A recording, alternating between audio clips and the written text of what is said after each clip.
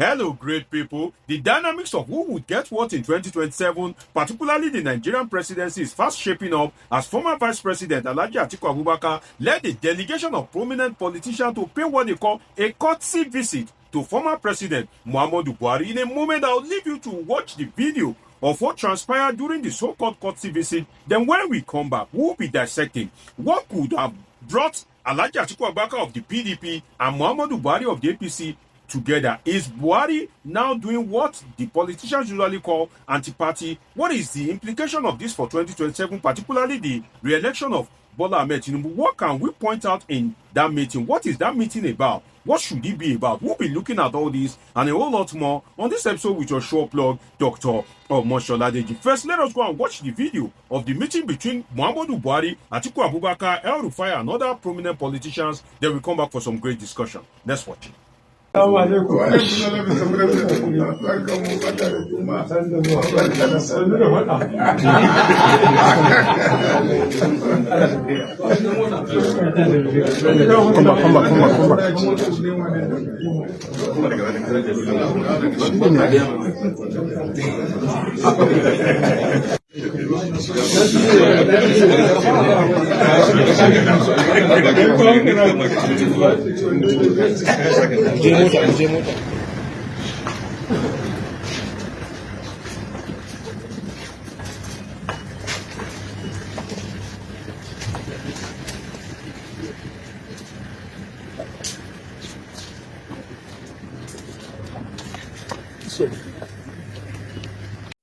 There you have it. You just watched the video of the meeting between immediate past President Muhammadu Buhari of the APC and former Vice President Atiku Abubakar of the PDP. They tagged the meeting a courtesy visit. Also in that meeting, you would see El-Rufai of the SDP, another prominent politician. Now, they said it is a courtesy visit to Muhammadu Buhari, but then what can you see in that meeting? What are the unsaid things, but that you can identify in that particular meeting? Well, let us start with what they said, that, oh, it's just a courtesy visit. Well, when politicians gather, what would they be talking about? And that is why I can tell you that that meeting is about one man, but rather it should be about one thing. And I will tell you the one man, and I will tell you the one thing. First, let me start with the one thing. The one thing that kind of meeting of high-profile politicians should be about is the growth and development of Nigeria, how to tackle insecurity, banditry in the north, how to bring about succumb to Nigerians.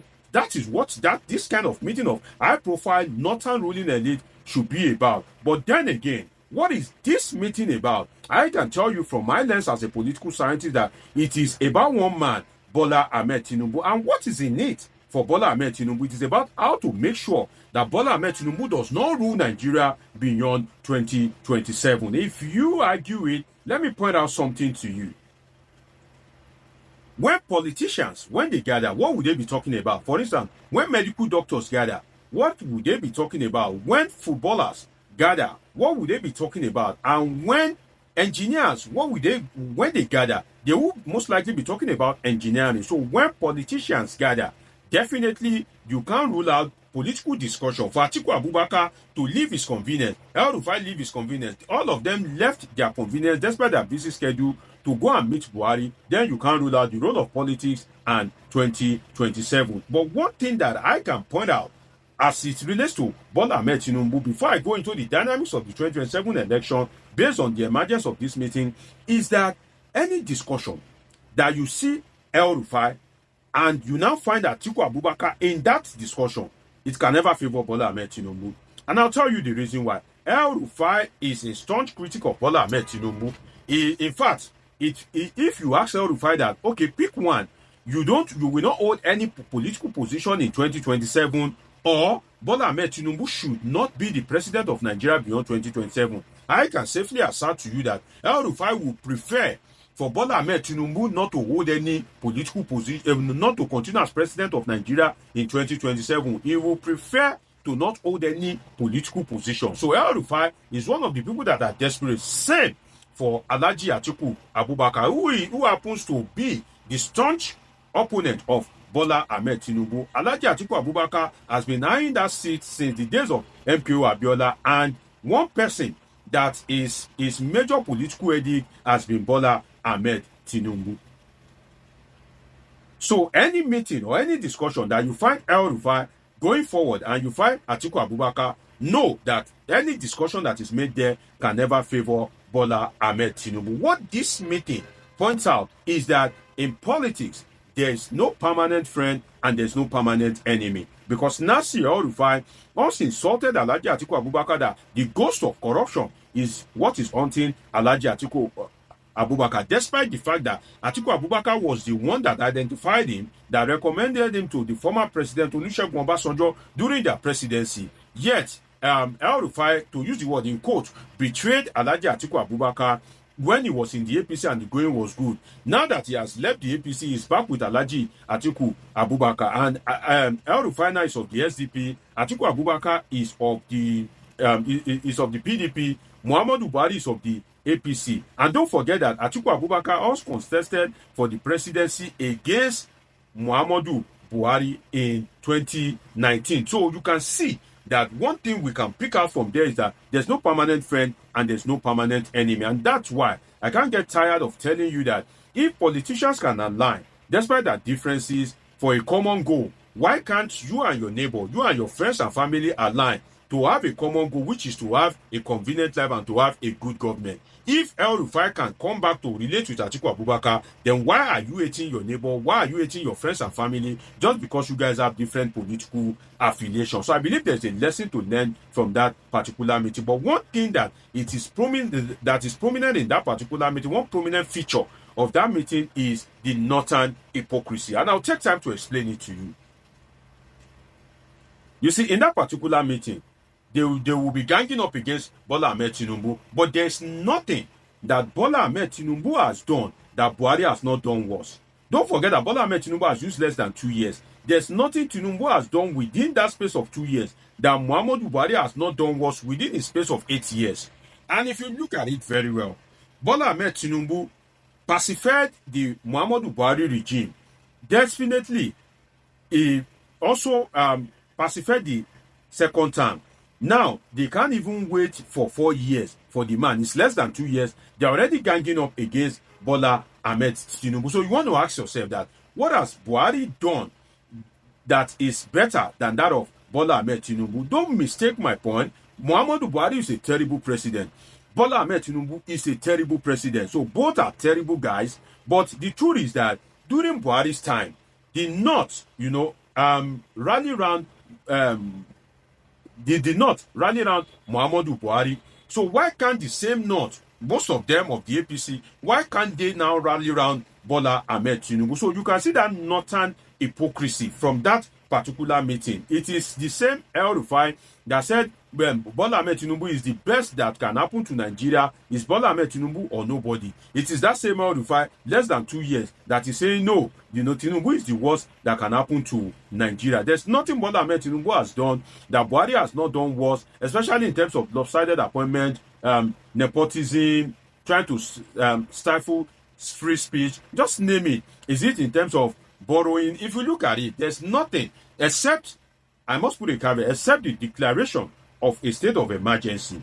Because I think on that, Bola Ahmed Tinubu went overboard in declaring a state of emergency in Rivers State. But apart from that, I've not seen anything that Muhammadu Buhari has not done worse. And at the end of 8 years, I think they will match each other in terms of being able to be a terrible president. Muhammadu Buhari and Bola Ahmed Tinubu, I think the difference between them will most likely be the difference between 6 and half a dozen. Or Bola Ahmed Tinubu should not even be worse than Muhammadu Buhari, but it is this same APC people that sold him to us. So let us look at something. In that particular meeting, one of the things that they will discuss is the lopsided appointment of Bola Ahmed Tinubu. Now imagine something. You are sitting down in a meeting. You are talking about lopsided appointment. You are sitting down in a meeting accusing Tinubu of nepotism, and in that particular meeting, seated is the king of nepotism himself, Muhammadu Buhari. So that's why I said the hypocrisy of the North is evident. You guys cannot withstand the reign of Bola Ahmed Tinubu, but Bola Ahmed Tinubu and the other regions in Nigeria, the Southeast, the South-South, the Southwest, pacified the years of low cost of Muhammadu Buhari. So you will be sit down in that meeting accusing Tinubu of lopsided appointment. Whereas in that meeting, is the king of nepotism himself, is the king of lopsided appointment in person of Muhammadu Buhari. So the northern hypocrisy is evident. Be that it may, we must not fail to point out what is in this meeting for Bola Tinubu as regards his re-election in 2027. Well, from this particular meeting, I can tell you that the 2027 election looks a bit bleak for Bola Tinubu, because for you to win election in Nigeria, you need the support of 2 out of the 3 major ethnic groups. Now, with profound respect to other ethnic groups in Nigeria, I'm just using this as a realistic illustration. You need the support of the Hausa Fulani, the Igbo, or the Yoruba. You need 2 out of the 3. Now, you cannot get the support of the Igbo people because Peter Obi will most likely be on the ballot in 2027. So count the Igbo people out. Now, the Hausa Fulani that helped you to win the election in 2023 are the people that are ganging up against you now. The Hausa Fulani that gave you the political boost to be able to win are the one ganging up against you. And if your performance is anything to go by, even in the Southwest, there are some people that if they are to vote today, if your performance is anything to go by, they won't vote for you. So if you look at it, if you look at the dynamics in terms of the political ethnic calculation in Nigeria, it shows that if this alliance, if this gang up against Bola Tinubu persists, definitely he will lose the 2027 presidential election. But then it is not too late for him to find a way to make peace with these people and see whether he can have a re-election in 2027 if Nigerians so decides. It's been an interesting time with you on this episode of Politics with Dr. Omoshola. Subscribe, turn on your notification button, catch up with my past videos, and of course I have great interesting videos coming your way. Till I see you again, always remember that I love you all sincerely.